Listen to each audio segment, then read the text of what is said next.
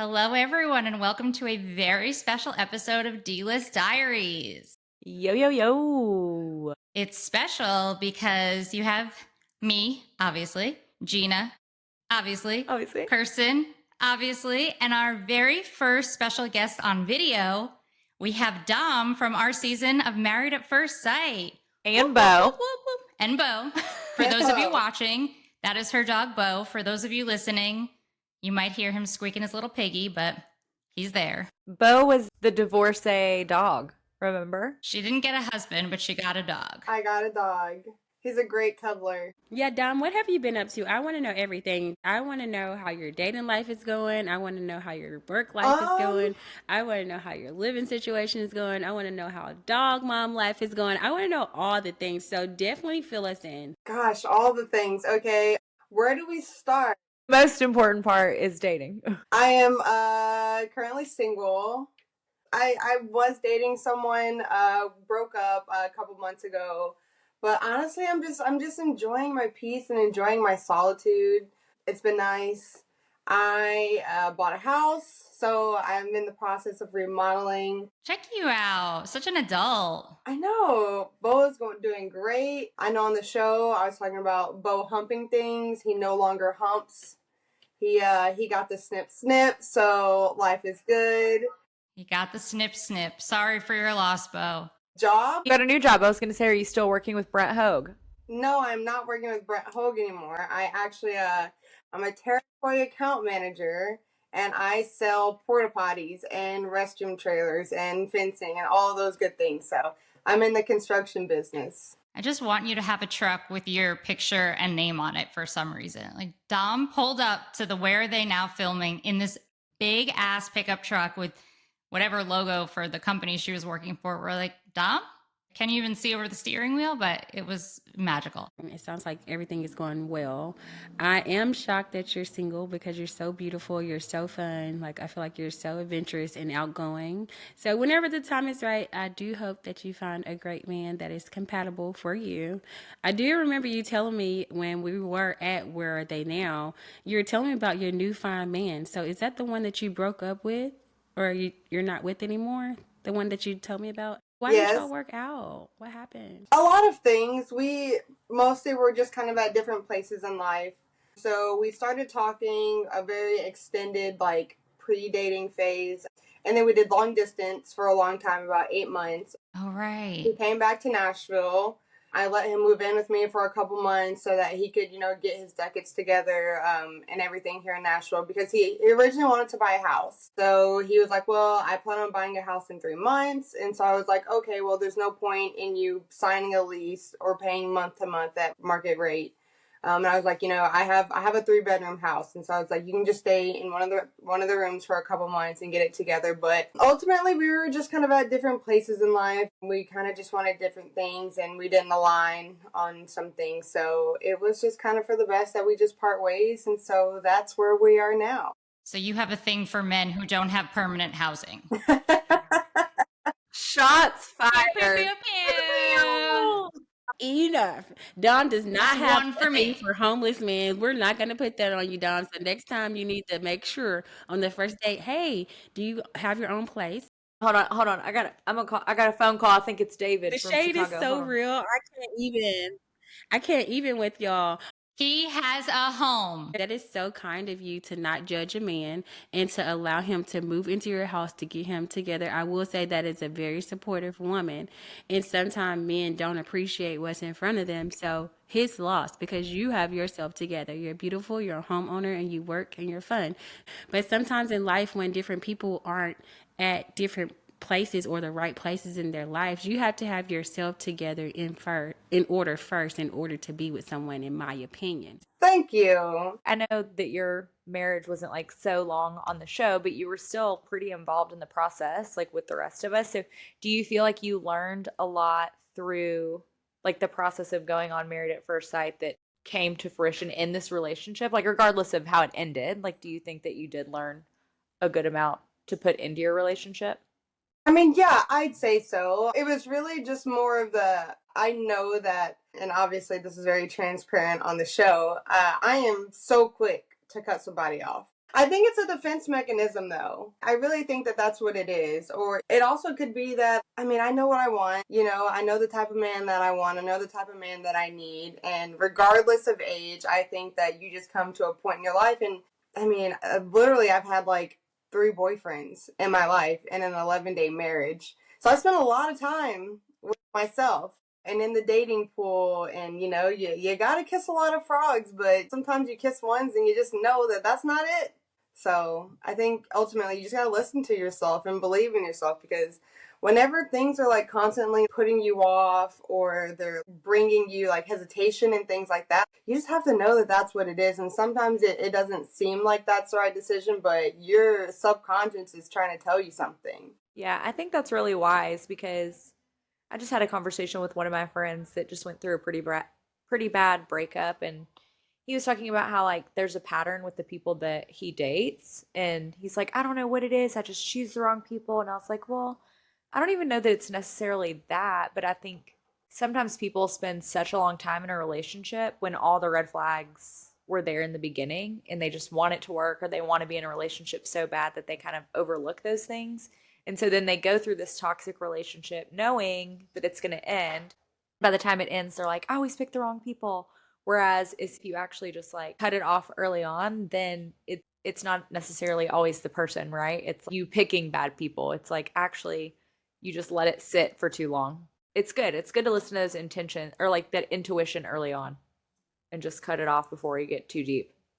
Yeah, Dom, I think that's actually really mature of you, which doesn't surprise me because I have never thought that you were immature or too young to be married. Truthfully, 25 in general, I would say is pretty young for the show, but you are probably more mature than half of the people who were on our cast, even though they were all older than you. So it is nice to see that even though that experience didn't work for you and this past relationship wasn't the one, that you are getting these learning lessons and you still have time. Because unlike your old lady friends over here, your eggs are not shriveling up. Like, Dom, you have so much time and you are mature for your age. And I will say, like, on the Chicago season, they actually have a lot of older people and they are very, like, mature, and they have great conversations and they're able to work through those conversations. So I do say tune into Chicago, Married at First Sight. It's a great season, because I know sometimes it was a little hard for you and Mac to navigate certain conversations because, you know, we're in an accelerated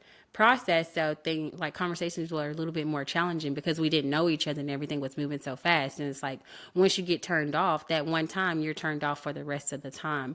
But Nicole and Gina and I, we also talked about on another episode how for me, when I was upset or frustrated or didn't know how to navigate conversations with Shaquille, I would just have to take a moment and reset myself and wake up brand new to start a new day and not allow whatever happened yesterday to affect my mood for the next day. So that's also something you have to keep in mind, like as you're dating and as you're getting to know men, because how you said cutting people off can be a mechanism. That's you shutting down, and that's not being able to be a productive conversation if you shut down and cut someone off. So I will say, like, it's so much to learn on these shows, even watching these couples have the conversation, and even like thinking back on you and Mac being in a relationship and all of us being on the show too, and like what we experienced. So I will say, like, life is a learning lesson. You live and you learn something new every single day, you know, and you just never know how you may learn it.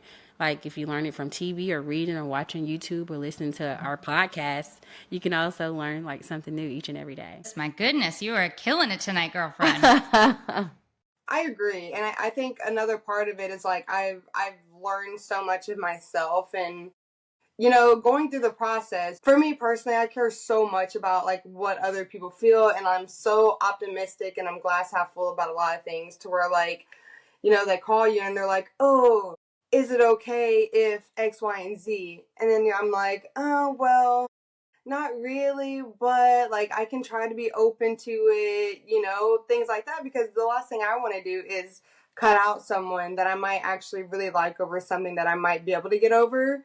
When initially I'm kind of like, it's not really what I want, you know, but then I'm like, well, what if they're great? And what if I miss out on a chance to meet someone because of something like they live with their parents? You know what I mean? Something like that. And so I'm just, it was hard for me to really just be like, no, unacceptable. But deep down, I was kind of like, not really what I want, but like I'm trying to be optimistic and be hopeful about it. So you gotta learn what you like, what you don't like. Sometimes you just gotta stick to your guns and not budge on things that you know really bother you. And so I'm just learning to maybe just be a little firmer in my initial feelings rather than going down the line and then those are the same things, 2-3 months in that come back up and are still an issue whenever you kind of knew it from the beginning. Yeah, we actually talked about that a few weeks ago, where we were saying during the matchmaking process, it was hard because they would ask you something and you didn't love it, but you didn't want to say it was a deal breaker and potentially miss out on someone who could be great because of something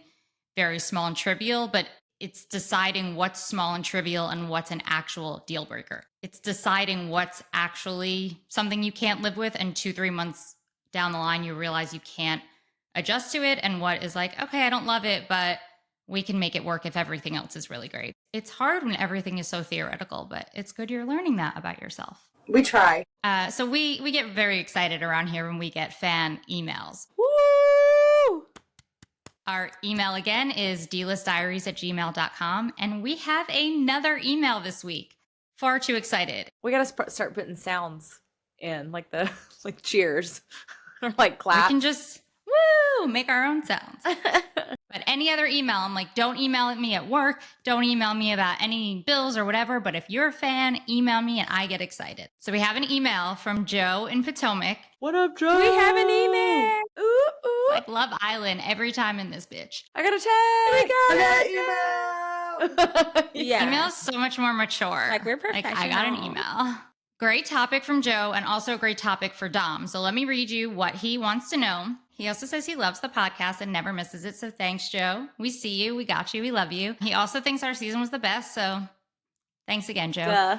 He wants to know more about the experts. I know we talk about them from time to time. We kind of throw shade a little bit, but we never really in-depthly talk about them. And he says that he really thought they were involved from start to finish, but it seems he's thrown undeserved shade at them. I wonder why undeserved, because they're not really that involved. Do we think they should be more involved? And then he said, sorry for all the questions. And I was like, Joe, you can ask as many questions as you want. Like, we love questions. So I love this topic because I do feel like, and I will say, I'll start on a positive. I do feel like this season specifically, the experts are doing a better job. And I don't know if that's because they've been listening to feedback or what, but I know personally, I think the experts could have been more involved. But I thought this was great to have Dom talk about it, because I'm wondering if you think having the experts there earlier would have made you maybe want to give your marriage a little bit longer of a chance. Actually, this is for all of you. Like, Gina, do you think having the experts talk to you guys on the honeymoon might have smoothed things over a little bit getting back? And Kirsten, obviously, you guys had a really hard time in the beginning of the relationship. Overall, do you guys think having the experts there from the start, like literally day one, not day 12, would have been helpful? I tend to view the experts more as what they were written as in our contract, which is like television personalities. So I realize that they are experts, if you will. I think we should have had some type of experts involved early on in the marriage. Would I have picked the experts that are the television personalities for Married at First Sight? I don't know. Because I feel like most of the conversations that I had with them was almost like I got the feeling that they read like a notebook, like quick spark notes, if you will, of like what my relationship was, and then they dove in and they were there just for the sheer purpose of filming, not necessarily to really dive into my marriage and give me advice on how to like go through a successful marriage. And if there is any type of expert advice even with them, I don't think it should be with filming. I think there should be more like expert advice where it's not everything is on camera and you're actually like trying to do a little bit of work on a marriage.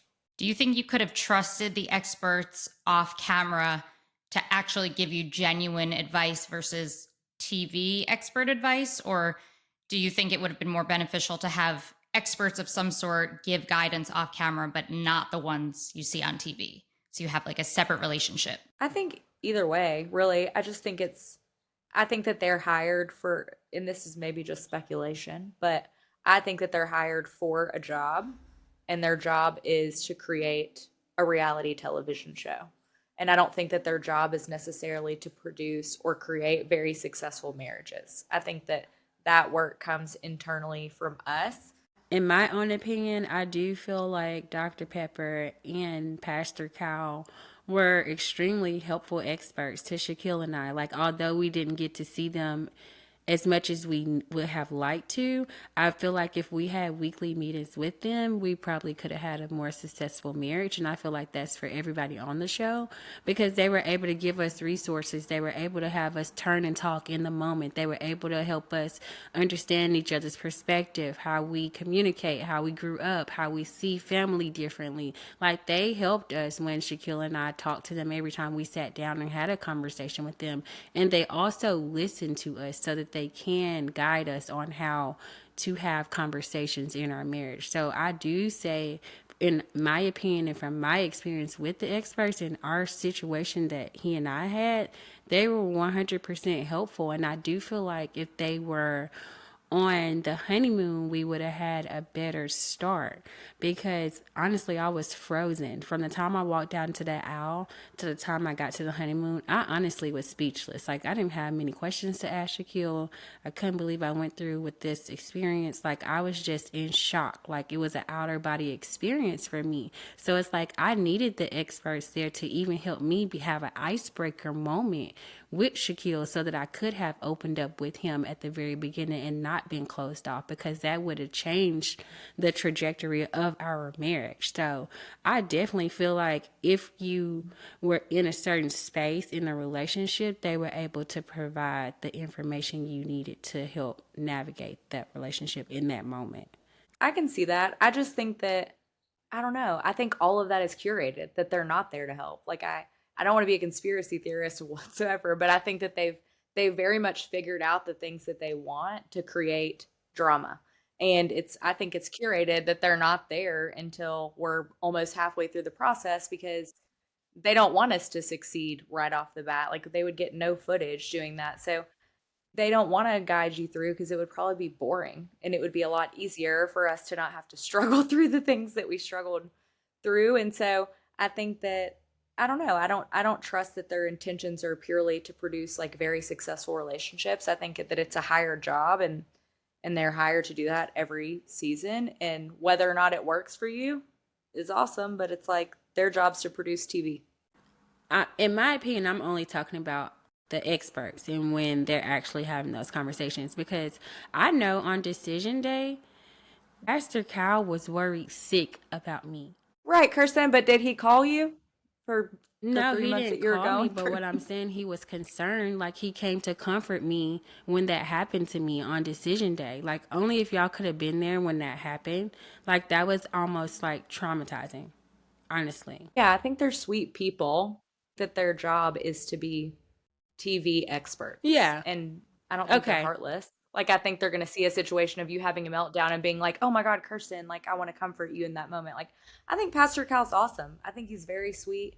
I think he has a lot of great advice. I had great conversations with him, but I don't think that he could care less if Clint and I truly had a successful marriage. I think he gets paid a salary, and that's like what his job is, you know? I would love to hear Dom's opinion, because I feel like you're a perfect example of, it seems like every season there's a couple who just does not survive the honeymoon. Even if they make it a little longer than you and Mac did, it's like they get back from the honeymoon and their fate is already sealed. We always say that experts should be on the honeymoon, but as we're talking about this, I honestly feel like there's a few days in between the weddings and the honeymoon. And even if it's not filmed, that's when the expert should meet with you and say, this is the reason I matched, or these are the reasons we matched you. How are you feeling? Here's some tools you can use on the honeymoon to break down your walls, get to know the other person. Dom, now I asked for your opinion and then I spoke, but I would love to know your thoughts on the expert's involvement. I mean, I definitely wish that there would have been more expert involvement on the honeymoon. I clearly remember before, on reveal day, whenever I found out I was getting married in 2 weeks, sitting there, my mom, hell, I don't even, we had to retape my unveiling. So I don't know if it was Pastor Cal or Dr. Pepper who said it, but literally I remember Pastor Cal saying, found the perfect guy for you. Like, I'm going to give you my cell phone number. If you ever need it, like, I'm here for you. never got the phone number because there were many times, you know, not on camera, just having conversations and things coming up and just being like, I just wish that I could call and get insight from somebody, or I'd love to speak with someone about this, you know, because I was in it for the long run, but ultimately I just kind of felt like I'm being set up here. Gina, I totally agree with you in the sense that they are TV experts, but I also agree with Kirsten that at times they were really helpful. But I think that more than not is just because they know what they're talking about in a clinical sense, and you have a conversation and they can give you good advice based on the conversation. But I don't think they're really fully invested in your relationship. It's Right. like, it's just like general guidance, and they've had a lot of practice, right? Like, we're season 16, so the couples, if you look at it, are typically having the same types of issues, whether it's like a chemistry and physical attraction or a lifestyle or this, and I feel like they're almost prepped for whatever it is, and they're like, hey, let's make eye contact today, or hey, let's try this. Like, I think they're given these cues of like what to talk about, and that's what it felt like to me. It didn't feel like they were like in Clinton as curated relationship. It was just general advice. Yeah. I mean, I think that even on the honeymoon, some kind of exercise or something like midway through, like, let's guide you guys on how to get to know each other. These are the questions that you should be asking, or something. I feel like something like that would have been very helpful. But I even recall, like, on the day that I asked for the divorce, you know, because before Pastor Kyle had got there, Mac and I we were sitting there comparing, like, so what did you put on your questionnaire? You know, and he's telling me, and I'm like, well, this is what I put on my questionnaire. So then we're both like, oh, like, well, we got to talk about this with Pastor Kyle, because what you're saying, what I'm saying, like, that's just not adding up. Opposite. Yeah. Yeah, literally opposite. And then so Pastor Kyle walks in, and that's why it's called Poised for Battle, because I'm like, Pastor Kyle, we need to talk, man, because he and I are talking, and like the I's are not dotted, the T's are not crossed here. So can you please tell us why we have been matched here together? I mean, I agree with Gina. I agree with Kirsten. You know, I do wish that there had been some type of involvement. You know, can I sit here and say that Mac and I probably would have agreed to stay together post-decision day? Probably not. But do I think the chances of us actually making it through the process would have been higher? I do think so. I can see that. I will say I forgot all about this. So when Shaquille and I was together, he had got COVID. And so I didn't see him. Remember before we moved in, y'all, I was like living there for a week by myself. And so I had to FaceTime Pastor Kyle to check in with him to let him know what was going on. So I had his fake number, I think. I don't know. I FaceTime him directly from my own phone. I was like, ooh, I got Pastor Kyle's number. Like, that's my pastor. Like, that's my expert. And so I FaceTimed him on my phone. I don't know what, it was probably a company number, of course, but I was letting him know. I was like putting together a care package, and I dropped it off at Shaquille's house. So I had got him a mug. It had an S on it. I got him some tea, got him some Epsom salt, like all the things, like tissue. And they didn't highlight and show all of that. And I don't understand, because they tried to make me look like a little queen bee. They just wanted you to look like you just didn't want a bald head the whole time. Meanwhile. Yeah, so that's what happened. That's so funny. I mean, yeah, I just remember our honeymoon, and we've had so many troll comments. I'm like, people are clearly just starting Married at First Sight this week because they're watching the honeymoons, and everyone's like, it's very clear that you weren't attracted. And I'm like, yeah, it would have been nice to sit and have like expert visits during the honeymoon instead of sitting in 14 different locations of our, you know, Palladium or whatever we were in Jamaica, talking about if we're physically attracted, what we find unattractive about the other person, and like, can you please go into more detail on what you find unattractive? It's like, that's, What is a redhead? what do you think a redhead is? What do you mean you're not attracted to that? Do you think maybe not Dr. Pia, even though at the time you hadn't known her and had that reaction to her, but do you think if some sort of expert on the honeymoon had had that conversation about, okay, we're not really clicking romantically in an attractive sense, but maybe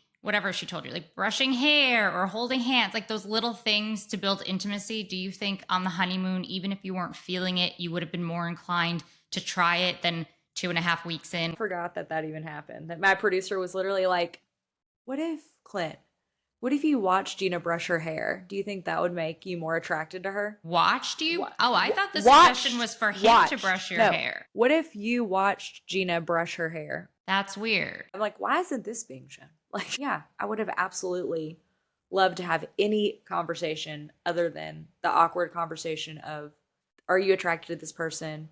Well, what are you attracted to? What are you not attracted to? That's the pressure cooker. It's like that prodding conversation. I'm like, why can't we just sit and talk about anything else on camera?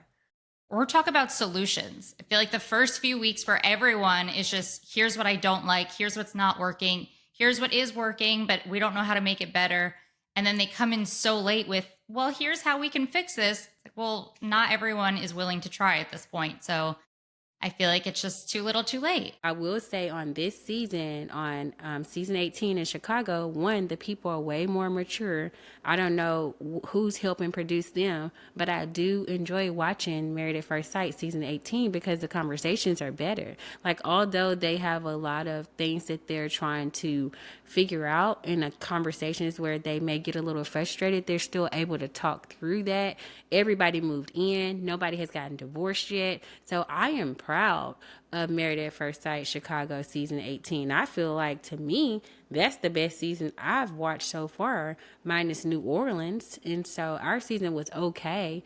But although the couples are not having like the best time together, they're able to stay together and work through the differences. Nobody has given up yet. Even Dom, for you, like, I didn't know what you were going through until we start watching the first like episode 1 and episode 2 of our season. And honestly, you still don't know. So what even happened? Because that's what you were getting upset about. Because I remember you getting upset plenty of times, Dom, because you're like, it's more to the story. And you're like, let me finish telling the story. Can you talk about like how it was times like when you were going through certain situations in your marriage before divorce, how everything just unfolded? Because I feel like a lot of people don't know that. I don't even know. There was literally one specific moment on the honeymoon, and it was actually the day that they put the clip of me tripping, walking down the sidewalk going to dinner. So before that dinner, Mac and I we're in the room getting ready, and we were just having a candid conversation, like, oh, like, how have things been, and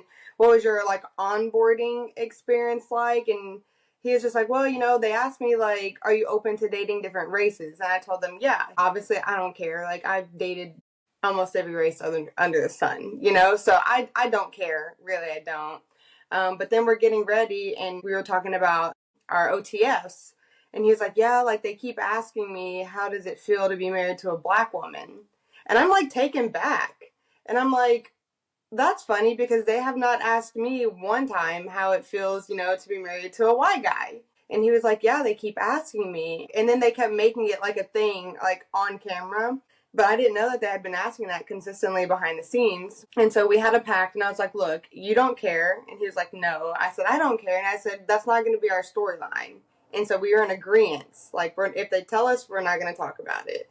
And so we're sitting at the dinner, and then the producers separate us, and we're talking. And then so it gets brought up like, oh, well, let's talk about how it feels to be married to someone of the opposite race. And so I'm literally like, no, absolutely not. I'm not talking about it. This is not going to be the storyline. Find something else. Good for you. Right? But then Matt comes back to the table. So how does it feel to be in an interracial marriage? And so I literally just like snap. Oh, he asked you that? Yes. And I'm like, did we not just have this conversation? You know, I'm like, I thought that we made a pact, and I just felt like all of my trust had been broken, because I'm like, if you can't stand up for this relationship to these people, how are you going to stand up for this relationship in the outside world? I've dealt with so much. I've dealt with racism. I've dealt with, you know, not being invited to Thanksgiving dinner because I'm not white. Like, I have been there. I have done that. I'm not going to go through that again in a future relationship. Like, if you can't stand up for this to these people, then we don't stand a chance in the outside, in the real world.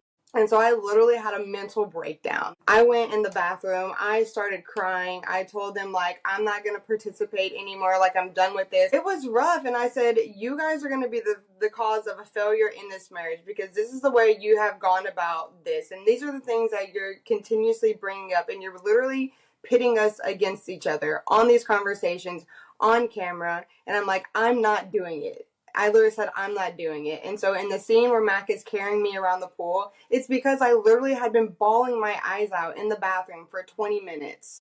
And so it looks like we're getting cozy. People are asking if we're fondling each other under the water. No, I had been crying for 30 minutes in the bathroom. And that was the only way I was going to make it through that filming, was to literally like put my head down because my eyes were so red.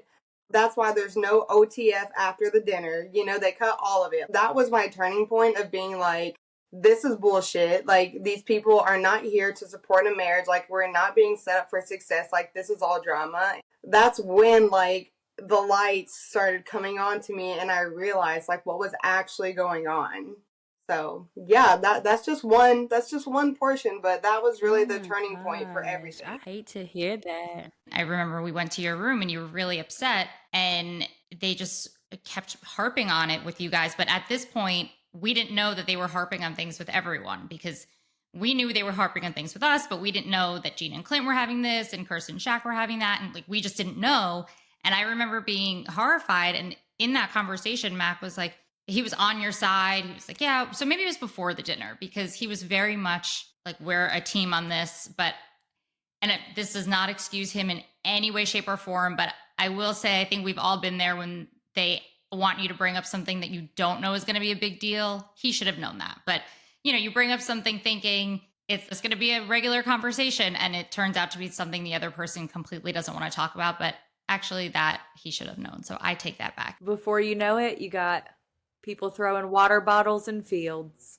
Are we going to talk we about have to that get to today? that. We're We going to have say to that get for to another time. Let's talk about it. We have to. This is for Dom. This is going to be a whole night. This is going to be D-List Diaries for an hour. This is D-List Diary deep dive, okay? Because we got so much to dive into. Dom is going to have to come back. We have so much more juicy tea in this episode. Like, I don't think this is all going to fit. This is for the listeners and for us because we never really talked about this day, but when we were filming Where Are They Now? And the producer threw a water bottle because Dom, you wouldn't tell us that we were leaving you out from dress shopping and breaking your heart. And obviously that wasn't the case. But can you tell us what happened? Because we were just sitting there and they're like, Dom, you sure you don't have anything to say? You sure? You sure? And you're like, yeah.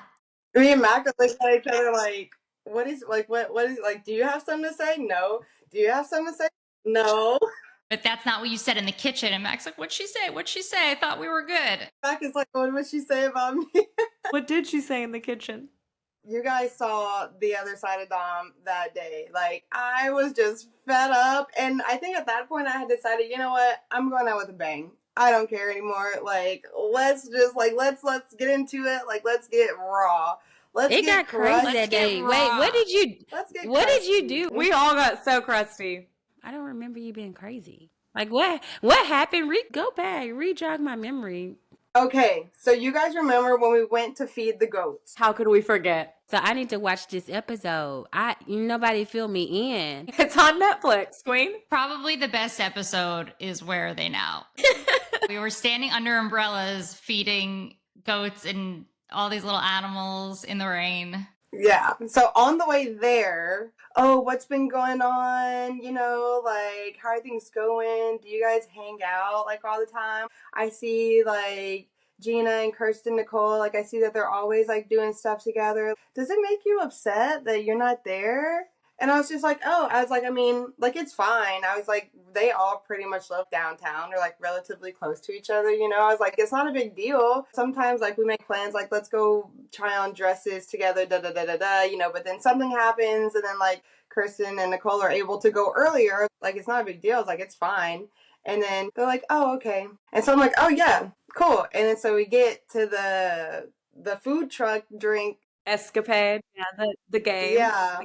And they're like, Dom, do you have something to say? And I'm like, no, because in my mind, I'm like, it's really not a big deal. Yeah. I felt the type of way about it. Like, I would have said it, you know? Like, it's not a big deal. Like, it is what it is. Like, I'm busy. Everybody's busy. Like, we do stuff when we can. And you guys are so much closer to each other. Oh, and then the water bottle gets thrown. And that's when I think I was like, don't do that. Like, do not freaking do that. Are you serious? Because I'm like, No. I think I What think she say, he Gina? said. Give us her direct words. She What'd I said. say? What Dom say? What Dom say? What did I say? She was like, "Did you just throw a water bottle?" Like, She is that questioned for it. Like, real? wait, are you serious, bro? It was an adult temper tantrum. Yeah. It was like, you need to relax. Like, this is out of hand. Asher Clint looked at me like, we were like, what's happening? I just want to clarify, no one threw it at Dom. It was not thrown at her head. It was just thrown in pure anger. On the ground. No one was being attacked or targeted, but it was just like, you won't tell us what you said? It was like a whole Water bottle down. BF. It was a whole BF. It was a itch fit for sure. And I'm like, what is going on? I'm like, It is really this happening? was. Yeah, it was a whole A bitch BF. fit. Like, and I'm just like, what is happening right now? This is crazy. And then it started this revolt for the whole day because we did. realized that Yeah, so it we was our said, last let's day go. filming. So what else? We What were else besides the done. water bottle? We was like, what's we up? were What's done up? having it. Let's take these mics off. No more mics. Take No these more mics mics. off. We really did go on strike. Remember? Like we were. Yeah, but then y'all Uh-oh. put them back on, and I was the only So they idiot had without to a use mic those on. arms. No, I didn't put mine back on for a while because you and I were marching around the house unplugging every camera. Screaming, suck it. We were doing the suck it motion to the cameras. I wanted it so badly to make it. It didn't make it on air. Did y'all see that when I was moving out the apartment? Mine made it. I was like, now why did they put mine on there at all? You did suck it? Yeah, when I moved out, you Did got to not go see back that. and watch the clip. See, Kirsten, this is why we need to watch it. You're like, I'm not watching it again. We need to watch it together, and then we can support each other during the times that are hard. Dom, truly, like, I don't think your marriage would have worked, but I personally regret you leaving as early as you did, because I think we as a group would have had so much fun, because I think you and Mac could have gotten I over agree. the anger towards each other and been platonic. You could have been we're like me and not- Clint.